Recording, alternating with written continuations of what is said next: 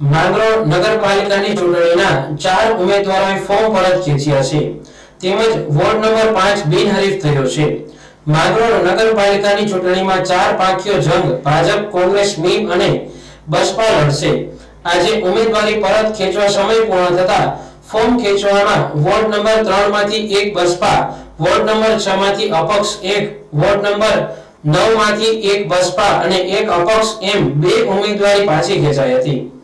માંગરોળ નગરપાલિકા ચૂંટણીના ward number 5 ના બંદર વિસ્તારના 4 સભ્ય બિનહરીફ જાહેર થયા હતા, જેથી ભાજપ દ્વારા વોર્ડ નંબર 5 ના ઉમેદવારોને અભિનંદન પાઠવ્યા હતા।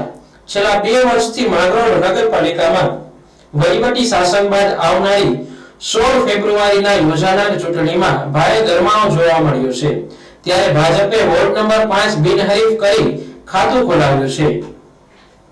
લીને સોમૈયા, શહેર ભાજપ પ્રમુખ, માંગરોળ।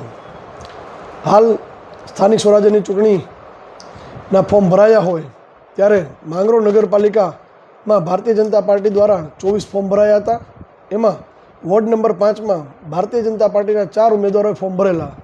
એમની સામે કોઈપણ પાર્ટી કે કોઈપણ ઉમેદવારે ઉમેદવારી ન કરી હોય ત્યારે આજે ચકાસણીનો સમય પૂર્ણ થયા બાદ આ 4 ઉમેદવાર અમારા બિનહરીફ ઘોષિત થયા છે।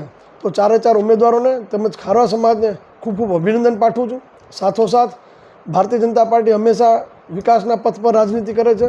ભારતીય જનતા પાર્ટીએ વિકાસ કરેલો છે, કરતી રહી છે અને ભવિષ્યમાં પણ કરવાની છે। અને માંગરોળની અંદર પણ અમારી ભારતીય જનતા પાર્ટીની બોડી બનશે નગરપાલિકામાં તો અમે આ વિકાસની રાજનીતિને ખૂબ પ્રગતિમાં લઈ આવશું અને ખૂબ આગળ વધારશું। સાથોસાથ માંગરોળની અંદર જે કોઈ લોકો પણ ભારતીય જનતા પાર્ટીની વિચારધારા સાથે જોડાવા માગતા હોય તો એના માટે અમે વેલકમ કરીશું।